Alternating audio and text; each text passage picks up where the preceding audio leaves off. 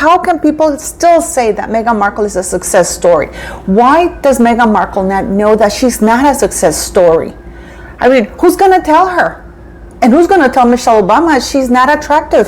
Meghan Markle's world, career, whatever you want to call it, it's over. But she doesn't know it. Or if she does, she sure as hell is in severe denial.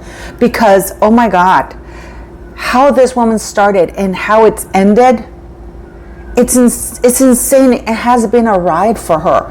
And also, what about Michelle Obama? What the hell is going on with this woman? Why is the press trying to tell us that if we don't find her attractive, we are racist? You know, she's not an attractive woman, and there has nothing to do with race. And neither is Meghan Markle. Meghan is very telegenic and photogenic, but she's not an attractive woman, at least not now. Maybe at some point in her life, she was an attractive person, but not anymore. Such a fraud.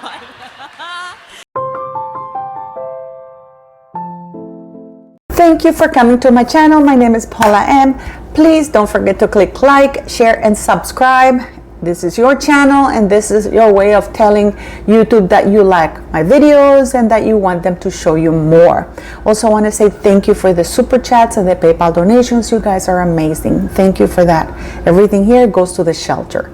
So we're going to get into a couple of things with Meghan Markle and her downfall. But the part of it all is like, you know, when you're drowning, you can tell you're drowning because there's symptoms. You know, you can't breathe, you're in the water. But sometimes you can be drowning in other ways that you're not aware that you're drowning.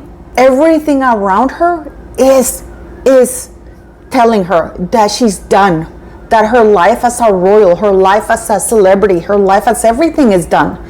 She's not relevant anymore. I guess either she's refusing to accept it, or she is simply dumb or entitled, and she's just doing what Meghan Markle always does, which is pushing through, hoping that if she gaslights us enough, we're gonna neglect her failures. Before we get to that, we're gonna have to talk about Michelle Obama, guys, because something is not right with this woman. I'm sorry, something is not right with Michelle Obama. She really is gone off the rails. She's trying to convince the world that she's an attractive, beautiful woman.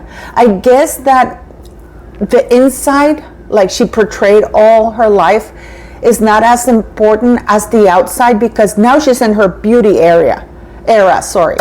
What does that even mean? I mean, she's clearly, and this is just my opinion, on Ozempic.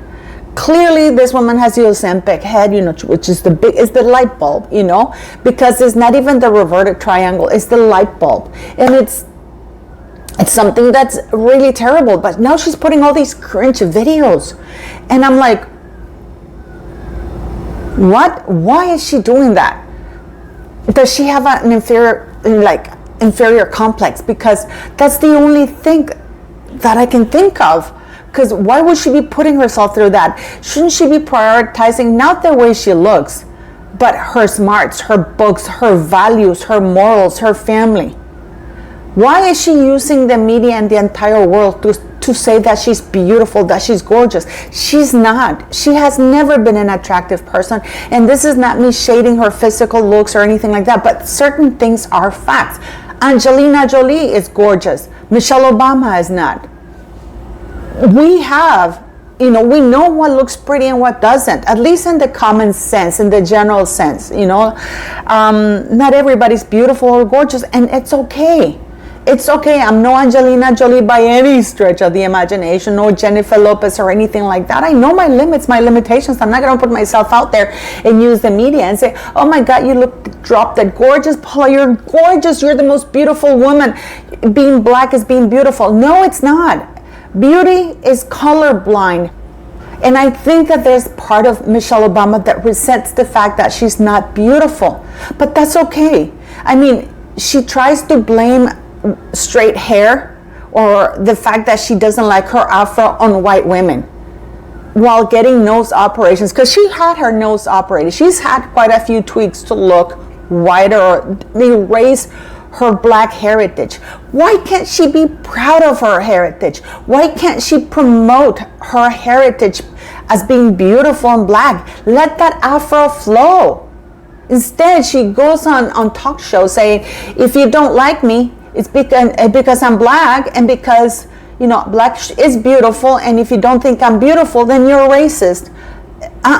No, it has nothing to do with that, Michelle. I'm sorry. It doesn't, you know, you have lost your mind, and now you're only concentrating on what's outside of you rather than inside, which is a big no-no. It's a big no-no because she's portraying the wrong values. You know, like she's telling girls, you have to look hot, you have to be beautiful to be believed or you know, like respected. Is that the message that the former First Lady of the United States of America, a woman who's, you know, educated, highly educated, with a successful career, wants to put forth? It boils down to how you look. It's insane, and the same thing goes for Meghan Markle. Meghan Markle was a very little known actress.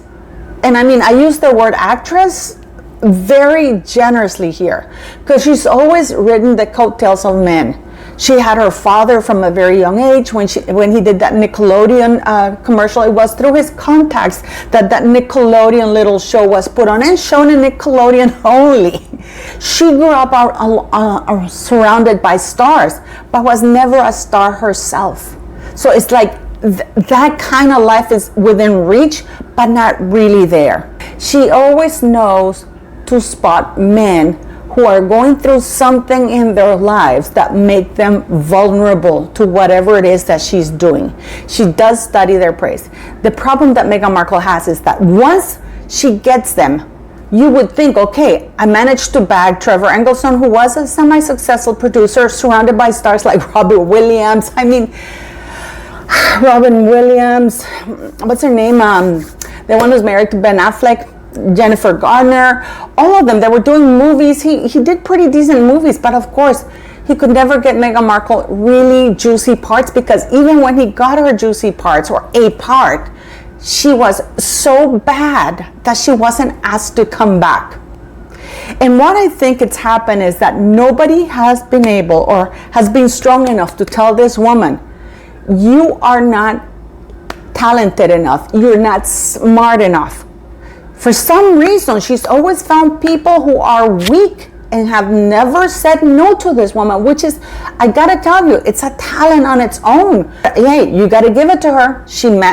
Even with all her flaws, her lies, and her mistakes, she did manage to infiltrate the most powerful family on earth, at least publicly, which is the British monarchy, the British royal family. She did do that. So in her head, that validates all her failures, because that tells her, I am special. I was special. When my dad said I was a princess and that I was special, it does validate that. And I don't blame her, because clearly Meghan Markle, you know, her brain doesn't have all the full deck of cards in her head. It's like the elevator does not reach that penthouse. But that's where we are right now. A narcissist woman who clearly was never shown any boundaries, any discipline, any consequences to her actions. Now, the consequences to her actions is that she's done. She's done. She went from little tidbit parts on Suits, and she was written out, which is why she was in the UK looking to participate in a reality show, Made in Chelsea, I believe it was made, looking for a husband, because she knew she had burnt so many bridges in the United States by lying about being in a union when she got herself into that show with Viola Davis, and in Canada. In Canada, she burnt her bridges with Reitmans, with Suits. Nobody wanted to hire her, and she was already at an age whether you either have a semi-established career and you're considered, you know, you're talented, but, you know, maybe be a B-list actress with a proper role in big shows like Grey's Anatomy or whatever, you know, but she wasn't even that. Meghan Markle literally, and I know many people may disagree with this, but when she was in Suits, she was a recurring cameo, because she didn't really have that very many lines until the end when she was dating Harry, that, you know, the producers, when they saw that their show was in decline, said, you know what, we got this publicity thing, let's give Meghan Markle more lines. And even then, the show couldn't pick up. And the part is that the more lines you give Meghan Markle, the more you can see she's not talented, and you can understand why she never made it. So we go on right now to all her Suits parts. She marries Harry. In Meghan Markle's mind, she thinks, you know what? I managed to bag this idiot. I managed to get into the royal family. I am special. It was Hollywood's fault, who never saw how special I am. But now I have this royal title. I'm going to go back there and I'm going to knock on the doors that have always been firmly shut in my face. And they're going to let me in, and everybody's going to kiss my ass, and everything is going to be fun and everything. But again, this is where Meghan's lack of talent comes through. She gets herself invited, but once she's there, she screws it up because she has no talent. She is a talentless person, and she's boring as hell. She's not attractive. You know how many beautiful women there are in Hollywood? But the problem is that Meghan Markle is not that beautiful, and she's not that ugly. You know, let me give you a great example. Halle Berry, she's a beautiful woman, but she's a hell of an actress. Viola Davis is not an attractive woman, but she's a hell of an actress. Talent will shine through no matter what. Pretty soon Netflix starts to see that, hey, we have a dud in our hands. But still they double down because they did everything so publicly that they much rather die in shame than live with dignity. That's the way I look at it. And they think, hey, we have enough money, we're going to gaslight the hell out of the people, we're going to sweep it under the carpet, hoping nobody's going to know. But everybody knows. Everybody knows because they can't control Meghan. Meghan doesn't understand the definition of the word non-disclosure agreement. They made this woman sign NDAs, guys, and she doesn't care. She leaks them through third parties, and then she denies it was her. Just like it happened. I mean, the things that this woman has gotten away with have only served to feed her illness, that she's special and she deserves that. No consequences. So we keep going out in circles now because Meghan Markle, after managing to get herself in the door, is now basically being kicked out of the same venues that let her in the first place, because those venues have realized that she's not worth it. And I just saw this lady, Molly McPherson, who is a PR person, and I'm sorry, I usually like her stuff, but this is absolutely biased. She's rooting for Meghan Markle. Why is she rooting for a bully?